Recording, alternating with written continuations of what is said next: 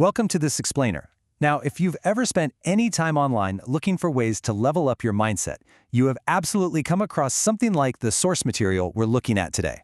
It's this fascinating, kind of hypnotic block of repetitive money affirmations. Specifically, we're diving into a massively popular track titled I Am Wealthy, Money Affirmations for Success, Health, and Wealth. Listen to this every night. But hey, instead of just letting these affirmations wash over us, we are going to scientifically break this text down. We're going to deconstruct exactly what this audio is trying to do to your subconscious mind and look at how it attempts to literally rebuild your relationship with money from the ground up. Okay, let's dive right into this. To really understand the psychological architecture behind these sprawling affirmations, we've categorized them into 5 logical pillars. We're looking at 1. Rewiring your wealth mindset. 2. Becoming a money magnet. 3. The law of circulation. 4. Harmonizing money and spirituality. And finally, 5. Embracing limitless abundance. All right, let's kick things off with Section 1, Rewiring Your Wealth Mindset, which is all about breaking that old programming. So before this text even attempts to bring you any actual wealth, it insists on a complete clearing of the decks. It's like a mental reset. Notice this really sharp divide it draws between 2 totally different ways of living. On one side, you have poverty thinking. This is your old programming, right? It's characterized by lack, fear, and just constant struggle. But on the flip side, you've got abundance thinking. This is the new programming, categorized by a belief in infinite joy and multiple, unlimited paths to wealth. And the core assertion here is pretty empowering. You have the absolute power to cross that line and change your perception right now. Honestly, this quote perfectly captures that foundational shift. It says, I am free to replace my old programming concerning money with new, healthier thoughts. Pay special attention to that word, free. The source is granting you the psychological permission to just let go of whatever your parents or society or maybe your own past struggles taught you about money. It recognizes that feeling trapped by those past beliefs, well, that's the primary roadblock to your future wealth. Once you've actually given yourself that permission, the text actively goes after the whole idea that money only comes from grueling, backbreaking labor. Look at these multiple paths it lays out. You've got your job, sure, but also investments, gifts, unexpected channels, frankly, almost everywhere. The goal here is to crack your mind open so wide that you stop just staring at your paycheck and you start looking at the entire world as this massive potential source of income. Moving right along to Section 2, Becoming a Money Magnet, let's look at the actual mechanics of attraction.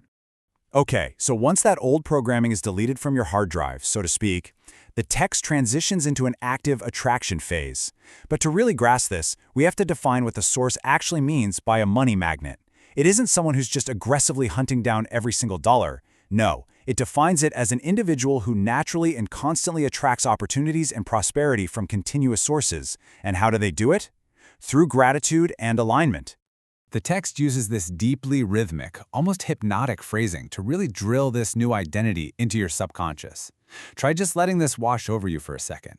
I am a money magnet, and prosperity of all kinds is drawn to me. By stating this in the present tense, like it's already an established, indisputable fact, the affirmation is specifically engineered to bypass your inner skeptic and plant that idea directly into your core sense of self. And notice how this next phrase builds right on top of that concept. My grateful heart is a magnet that attracts more of everything that I desire. The source doesn't claim for a second that raw greed is your magnetic force. It's actually the exact opposite. By being profoundly thankful for what you already possess, the text posits that you emit this frequency that just inevitably draws even more wealth right towards you. Let's jump into Section 3, the law of circulation, focusing on the flow of wealth. So it's one thing to attract a bunch of money, right? But what does the text actually tell you to do once you have it? Well, the answer is kind of counterintuitive. You have to circulate it freely. The source outlines this really beautiful, peaceful cycle. Step 1, you send good into the world. And yes, that includes giving money. Step 2, the universe naturally rewards that output, so you receive good back. And step 3, that return gives you even more resources to give out all over again. The idea is that giving and receiving aren't these oppositional forces at all. They are just 2 halves of the exact same continuously flowing circle. And here is exactly how these affirmations practically apply that cycle to your day-to-day life. All the money I spend enriches society and comes back to me multiplied. The text repeatedly encourages you to spend fearlessly. It's trying to completely dissolve that tight knot of guilt or anxiety we all kind of feel when we're paying bills or spending cash. By framing literally every spent dollar as this energetic seed, the simple act of spending transforms into an act of joyful investing. Which brings us to a really massive psychological hurdle. It's a roadblock that stops so many people from embracing massive wealth. I'm going to pose it to you exactly the way the source material tackles it. Can money and spirituality actually coexist in harmony? Just think about your own beliefs for a second here. Have you ever felt that wanting to be really, truly rich is somehow greedy, or selfish, or unspiritual? That takes us straight into Section 4, Harmonizing Money and Spirituality as a Divine Reflection. The affirmations hit this internal conflict absolutely head-on. They take the firm stance that incredible wealth and spiritual goodness are perfectly aligned. I mean, we have all heard the myth, right? Money is the root of all evil. But notice how the text completely flips this script, illustrating instead that money is the root of joy and comfort, and that money and love can actually be friends. The source is actively working to untangle that heavy knot of shame society usually ties around our desire for wealth. To truly cement this harmonization, the text literally fuses your spiritual identity together with financial power. I am a rich child of a loving universe, and I have the power to attract money. The source claims you are created as a being of love, charity, and goodness. You are a reflection of the divine, and therefore there is absolutely nothing in you that is undeserving of good things. By equating your spiritual worthiness directly with financial abundance, the text attempts to just obliterate any deep-seated guilt you might have about wanting massive wealth.